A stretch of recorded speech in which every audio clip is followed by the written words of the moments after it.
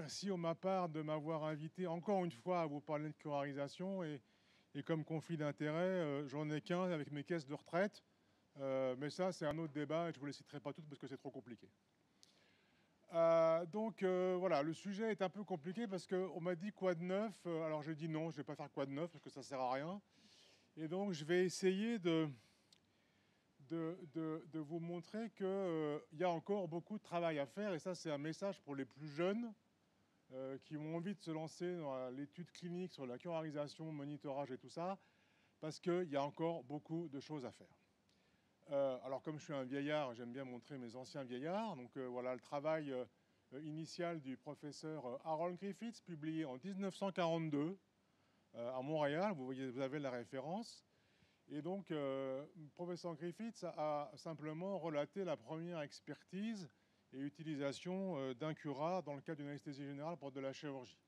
Et ça fait quand même 80 ans. Alors on pourrait se dire, ben, pendant 80 ans, qu'est-ce qu'ils ont foutu? Et j'imagine que tout est réglé et qu'on a tout compris. Ben, pas vraiment. Puisque j'ai essayé de lister un certain nombre de questions pour lesquelles j'attends toujours des réponses. J'ai essayé modestement d'en apporter quelques-unes, mais je ne suis pas arrivé pour tous. Donc j'en ai listé ici 4, mais il y en a forcément bien d'autres. Donc première question, c'est finalement de quoi a besoin le chirurgien pour opérer? Voilà. Deuxième question, est-ce qu'il y a une morbidité particulière post-opératoire liée à la curarisation? Et vous verrez que là, il y a des données récentes. Si ça existe, comment on peut tenter de réduire cette morbidité? Et puis, dernière question qui nous préoccupe depuis tant d'années avec Christophe, c'est comment s'affranchir de la curarisation résiduelle avec les outils dont on dispose. Alors, pour répondre à la question quel besoin en curarisation, on peut résumer ça en 2 mots, bloc profond ou bloc modéré.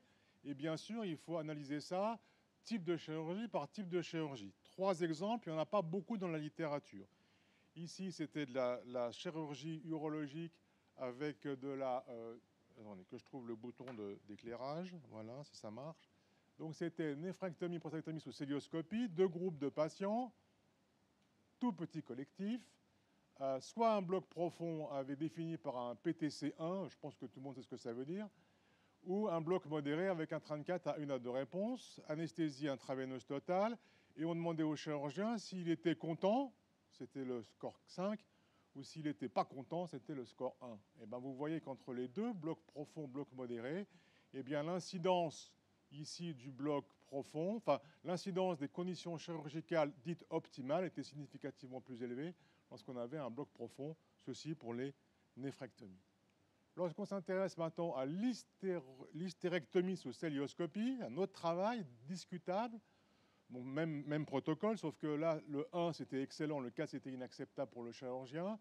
2 groupes, en blanc, un bloc profond dont la profondeur me laisse pantois, puisque c'était un 34 inférieur à 2, et puis un bloc modéré sans plus de précision. Les résultats montrent quoi? Ben que le score excellent, qui n'est pas sur cette diapositive, était comparable entre les 2 groupes. Donc finalement, pour faire une hystérectomie sous célioscopique, on ait un bloc, somme toute, modeste ou pas de bloc du tout, ben c'était pareil, sauf que quand même, les auteurs n'ont pas insisté là-dessus, mais quand on regarde les scores inacceptables, il n'y avait que des patients dedans qui avaient un bloc modéré, et donc les auteurs concluaient quand même que finalement, ben, pour faire une hystérectomie sous célio, il n'y a pas besoin de mettre de curare, ça ne sert à rien. Enfin, la vésicule sous célioscopie.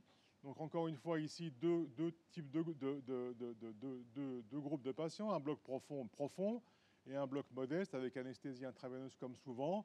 Qu'est-ce qu'on voit comme résultat positif? Eh bien, on voit qu'il y a plus de conditions optimales dans le bloc profond, bien. Les chirurgiens sont contents dans les 2 cas, bien. Et puis finalement, le nombre de fois où on peut utiliser un pneumopéritoine avec une pression basse, eh bien, est comparable dans les 2 groupes. Je vous rappelle que plus la pression du pneumopéritoine est basse, moins on a de douleurs projetées scapulaires, donc ce qui peut avoir un intérêt pour le patient. Mais là, on voit que ça ne change pas. Donc finalement, là-dessus, ben, on ne peut pas répondre à la question. Et d'ailleurs, la SFAR s'est pas mouillée, puisque dans les RFE que vous avez certainement lu avec passion, eh bien, on montre qu'il est recommandé d'administrer un curare pour faciliter l'acte opératoire en chirurgie abdominale par la parotomie ou la paroscopie, mais qu'on a été incapable de pouvoir préciser, en fonction du type de chirurgie, s'il fallait un bloc modéré ou un bloc profond. Mesdames, Messieurs, à votre bon cœur, faites des papiers, Vous voyez, à chaque fois, ce sont des petits collectifs. C'est très difficile à monter comme étude, mais s'il y a des courageux, je les encourage à faire ça. Donc déjà, pour la première question, la réponse n'est pas claire. Alors, deuxième problématique, c'est les complications respiratoires post-opératoires induites par les curares. Alors, si on fait encore un peu d'histoire, en 1997, il y a un papier qui est sorti, publié par une équipe danoise, qui montrait que le pancuronium était plus pourvoyeur de complications respiratoires post-op, raison pour laquelle le pancuronium a été d'ailleurs retiré du marché. Et puis pendant à peu près 15 ans, eh ben, on est resté dans le silence et on a attendu deux papiers successifs. Le premier venant des États-Unis, c'est une étude de cohorte, je vous passe la statistique, peu importe. Vous voyez qu'on a quand même un collectif de patients qui commence à être considérable et on regarde les conséquences d'une anesthésie générale sans curarisation par rapport à une avec curarisation, avec ici un curare intermédiaire. Ça, c'est le risque d'obtenir un des événements. Mais vous voyez que quand on curarise, eh bien, on augmente significativement le risque de désaturation modeste ou profonde. On augmente le risque de réintubation en post-opératoire. Par contre, on n'augmentait pas le risque de décès. Bon, très bien. Intéressant. Les Européens se sont lancés dans la même analyse avec une étude européenne, une étude de cohorte prospective, à peu près sur 22 000 patients, et on regardait l'incidence des complications respiratoires post-opératoires, là, tout venant, le groupe total, 7,6%. Puis quand on regarde là-dedans ceux qui ont été curarisés, ceux qui ont eu un monitorage, ceux qui ont eu un monitorage qualitatif ou ceux qui ont eu de la réversion, ben on voit qu'il n'y a pas grand-chose qui change. Autrement dit, là, quand même, on est bien embêté. Alors, les auteurs de ces deux travaux ont été un peu plus loin et ont regardé s'il y avait une influence des facteurs de gestion de la curarisation. Autrement dit, est-ce que le monitorage ou est-ce que la réversion permettait de réduire ces complications respiratoires post-opératoires? Travail américain, donc ils ont regardé si dans ces blocs, dans ces patients curarisés, eh bien, quand on utilisait de la néostigmine, ça faisait quelque chose. Donc vous avez ici néostigmine non, néostigmine oui. Vous voyez que quand on fait de la néostigmine, on ne réduit pas, loin s'en faut, le risque d'avoir une complication respiratoire post-opératoire.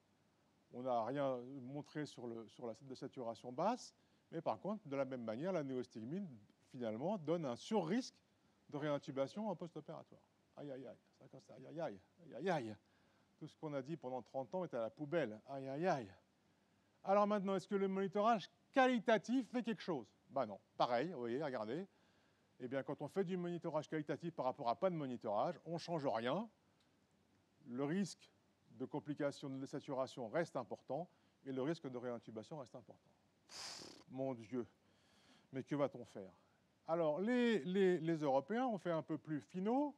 Bon, là, on retrouve le fait que quand on curarise, on a 80% de chances de plus d'avoir une complication respiratoire post-opératoire. On voit que le monitorage de la curarisation ici ne réduit pas significativement le risque de complications respiratoires. La réversion ici ne change rien à l'affaire. Et quand on regarde le monitorage quantitatif, quand on mesure le 34, eh bien là, on n'a pas montré une différence dans l'incidence de cette complication. Et quand on utilise du Sugamadex, c'est la même chose. Waouh! Et ça continue dans le doute, puisque regardez, quand les patients ont été extubés avec un 34 supérieur ou égal à 0,9, eh bien, simplement, le taux d'incidence de la complication respiratoire post-opératoire, il est exactement le même. Waouh! Qu'est-ce que ça veut dire tout ça? Ben, peut-être qu'un 34 à 0,9 pour extuber, c'est peut-être pas une bonne idée. D'ailleurs, les auteurs ont extrait du papier précédent une étude qu'on appelle ancillaire, où ils ont isolé 3510 patients qui ont été bien pris en charge avec une analyse, avec une mesure.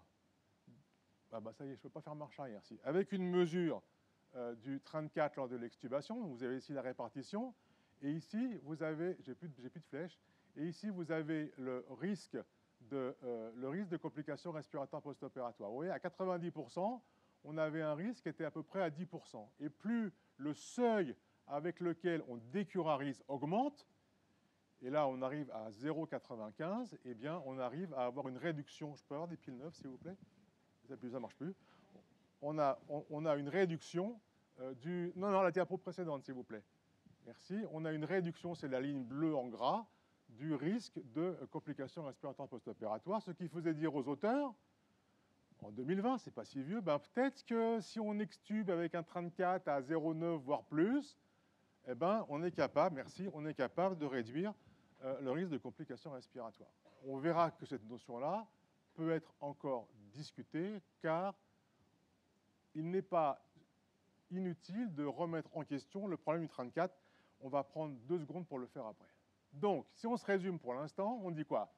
Les corps non dépolarisants du réaction intermédiaire sont responsables de l'apparition de complications respiratoires post-opératoires. De travaux américains, européens, on ne discute pas. Le monitorage, ça ne fait rien. La néostigmine, ça ne fait rien. Le monitorage quantitatif peut être potentiellement capable de réduire. Le Sugammadex, il faut voir. Et enfin, un 34 supérieur à 95% pour extubation, ça a l'air d'être mieux pour prévenir ces complications respiratoires post-opératoires. Donc tout le problème maintenant revient à savoir qu'est-ce qu'on va faire pour être certain que le patient ne soit pas curarisé. Alors je ne vais pas rediscuter ici Sugammadex, néostigmine en termes d'efficacité, ça c'est un des derniers travaux, vous voyez il n'y a pas photo là. 100% des patients en bleu qui ont reçu du Sugammadex arrivaient en salle de réveil avec un 34 supérieur à 0,9, alors que 43% des patients qui ont eu de la néostigmine arrivaient encore en salle de réveil avec une curation résiduelle. Donc finalement, le Sugammadex, quand on fait du rocuronium, eh ben, ça marche mieux, mais ça, on le savait déjà depuis 2009 ou 2007. Bon, en tout cas, il y a une différente efficacité. Alors de là, si on réfléchit sur ce qu'on a dit précédemment sur les complications respiratoires, si le Sugammadex diminue l'incidence du bloc résiduel à l'arrivée en salle de réveil, est-ce qu'il est aussi capable de réduire l'incidence des complications respiratoires post-op? Pourquoi pas? 2 travaux. Celui-là, qui ne montre pas de résultats concluants. Ici, donc 2 groupes de patients, 2 fois 100 malades, un groupe Sugammadex, un groupe néostigmine. Le taux de complications respiratoires post-op, pareil, ça ne change pas. Et par contre, on a une efficacité meilleure du Sugammadex. Ça, on le savait. Donc finalement, là, on dit Sugammadex, néostigmine, même combat. Autre travail, ici, plus récent, avec une grosse série, parce que vous voyez, là, on est à peu près à 45 000 patients. Eh bien, on voit en bleu, c'est le Sugammadex, en rouge, la néostigmine, que l'incidence d'une complication respiratoire sur un score composite de la pneumopathie ou de l'insuffisance respiratoire post-opératoire diminue lorsqu'on fait du Sugammadex par rapport à la néostigmine. Et que donc là, on a un travail qui est positif, un travail qui est négatif. Si on résume là-dessus transitoirement, qu'est-ce qu'on dit? Eh bien, le Sugammadex aurait tendance à diminuer l'incidence de ces complications respiratoires, mais les résultats ne sont pas homogènes. La méthodologie est hétérogène. La définition de la complication respiratoire est variable. L'extubation a été faite seulement si le 34 mesuré était supérieur à 90%, ce qui est aujourd'hui remis en cause. Et surtout, la procédure d'extubation, ce qui est quand même l'élément majeur, elle n'est pas précisée. Quand, comment, avec quels moyens, on n'en sait rien. Et donc, un éditorial a été publié à l'issue de ces travaux-là qui montre que finalement, il y a encore du boulot. Les jeunes, allons-y pour vous, il y a du travail à faire. Alors, finalement, on se résume. Le problème de fond, c'est finalement comment fait-on pour être certain qu'on n'a plus de blocs résiduels à l'arrivée en salle de réveil. Autrement dit, est-ce que le 34 mesuré par accéléromyographie supérieur ou égal à 0,9 est un critère suffisant pour penser que le patient est correctement décurarisé? Je fais une petite pause, je me rince la bouche et je suis à vous. Parce que là, ça devient compliqué. Mais on va essayer d'être simple. Je reprends la bonne main. Alors, comment on peut répondre à la question? Eh bien, on répond avec des travaux anciens. Et ceux-là, ils m'ont toujours, je dirais, étonné et questionné, on va dire.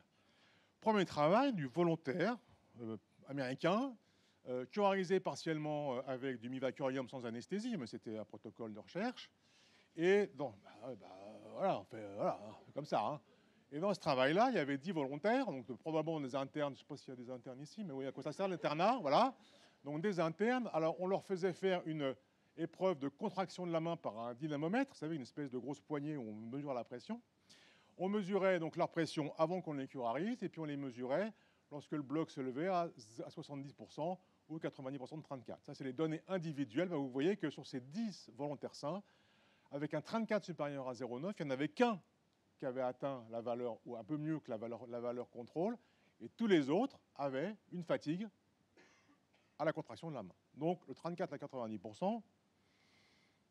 Un autre travail encore plus questionnant, toujours des volontaires internes américains, Haute-Ville, ça c'était à Boston. Du rocuronium à dose filée sans anesthésie, et on regarde les conséquences du bloc résiduel sur le headlift test, ça je ne parlerai même pas, trouble de la déglutition, la fatigue au 34, et puis l'obstruction des voies aériennes supérieures, le machin qui fait déglutir où on ne se trompe pas trop entre la trachée et l'œsophage. OK? Ben regardez, là il y a un 34 à plus de 1 en accéléromyographie, et ben il y a un des 12 patients qui ne peut pas déglutir et il n'arrive pas à respirer. 1 sur 12, 8%, énorme. Alors, ça remet en question considérablement le problème du 34. Et d'ailleurs, le même auteur, quelques années plus tard, s'est intéressé à ça. Et a dit, mais finalement, le 34, ça sert à quoi? Et donc, il a dit, ben voilà, je vais faire un travail où je vais attendre que mes patients, et là, ce seront des patients, ont récupéré un 34 supérieur à 0,9, et je vais leur appliquer sur le cubital, pardon, le ulnaire, le mot moderne, le nerf ulnaire, excusez-moi, je me suis trompé encore, à regarder la fatigue au tétanos. C'est quoi? Ben, c'est le rapport entre la dernière contraction du tétanos par rapport à la première. C'est un peu comme un 34, si vous voulez, mais un peu plus sophistiqué. Et il a testé ici des valeurs croissantes de fréquence, 10 Hz, 20, 30, 40, 80. Je vous rappelle que les patients étaient soi-disant décurarisés. Hein, c'est ça l'objectif. Mais vous voyez, lorsqu'on monte la fréquence de stimulation du tétanos, par exemple à 80%, eh bien vous voyez que vous aviez une fatigue de l'ordre de 60%.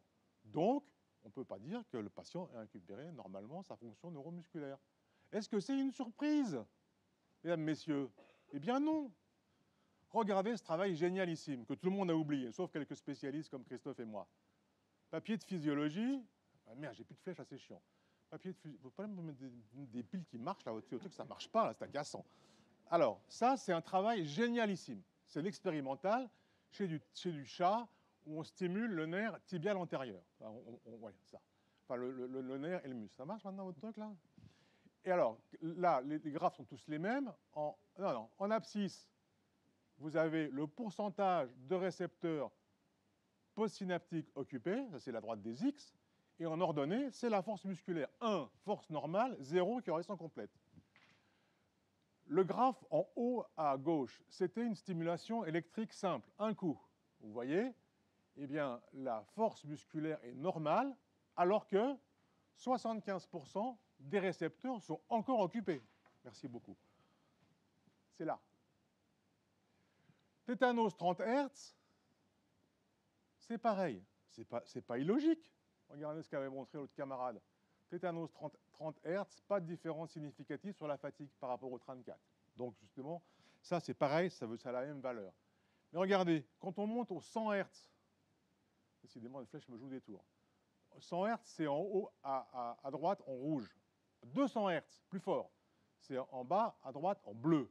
Vous voyez que pour que la fatigue au tétanos 100 Hz ait disparu, on a seulement maintenant 50% des récepteurs encore occupés, et pour le 200 Hz, on n'est plus qu'à 20%.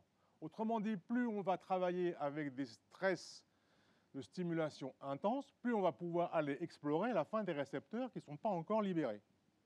Ce travail est absolument sublimissime. Alors moi, j'ai eu la même idée, mais pas avec du 80 Hz, mais avec du 100 Hz. Et donc, on a pris une série que j'ai publiée l'année dernière, donc 16 patients, anesthésie intraveineuse, du rocuronium, mais pas de réversion. Pas de réversion. Tétanos 100 Hz avant la curarisation, mais bien sûr sous anesthésie, parce qu'on n'est quand même pas des sauvages. Et quand le 34 a obtenu la valeur de 0,9, eh ben on a fait un tétanos 100, et puis on l'a répété toutes les 2 minutes. Et on a fait 5 trains. Ben regardez, en dehors de un patient qui lui était relativement stable, tous les autres ont une fatigue marquée au tétanos 100 Hz, mais marquée. Regardez celui-là, ceux-là, là, ils ont une fatigue de plus de 80%. Bon, donc ça veut dire qu'un 34 à 0,9, eh ben ça ne veut rien dire, en tout cas pas que le patient soit décurarisé. Notez que là, on était sans réversion. Alors bien évidemment, vous me connaissez, j'ai attaqué le Sugamadex pour savoir ce que ça faisait. Donc là, 20 patients, anesthésie intraveineuse et le Sugamadex aux doses et aux standards cliniques. De réponse au 34 à la réducteur de pause, 2 mg de Sugamadex.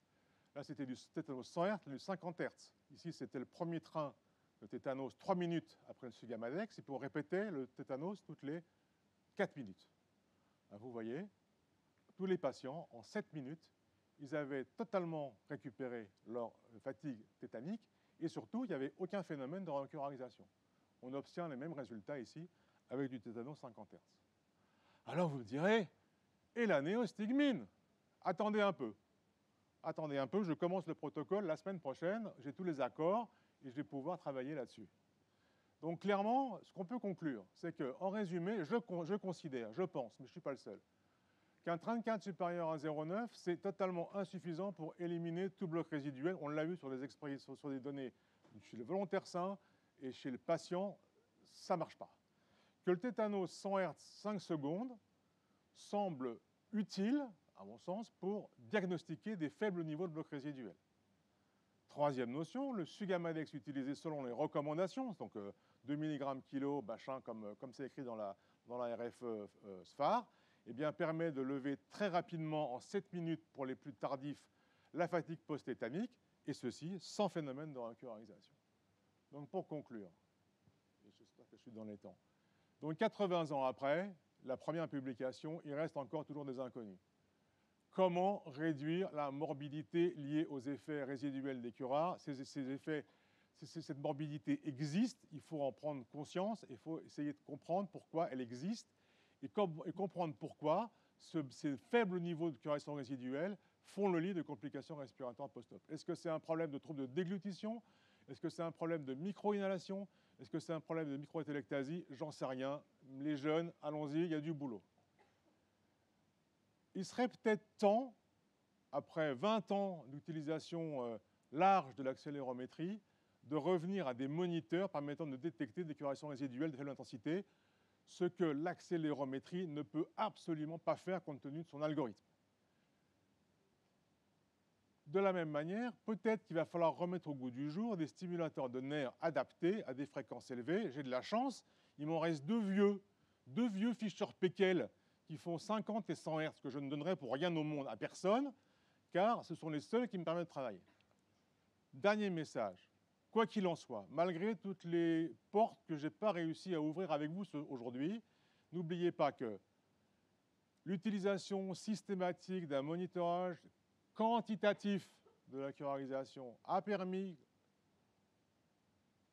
somme toute, de réduire ces complications respiratoires post-opératoires. Et n'oubliez pas quand même si la néostigmine, comme on le sait, est moins efficiente que le Sugammadex, qu'il faut réverser la curarisation. Mais la réverser, ça veut dire qu'on la réverse au bloc opératoire, mais qu'on ne la réverse pas en salle de réveil. Ça, c'est un échec, c'est une rescue, c'est un sauvetage. Mais la gestion de la curarisation, ça se prépare au bloc opératoire et ça se conclut au bloc opératoire. Je vous remercie de votre attention.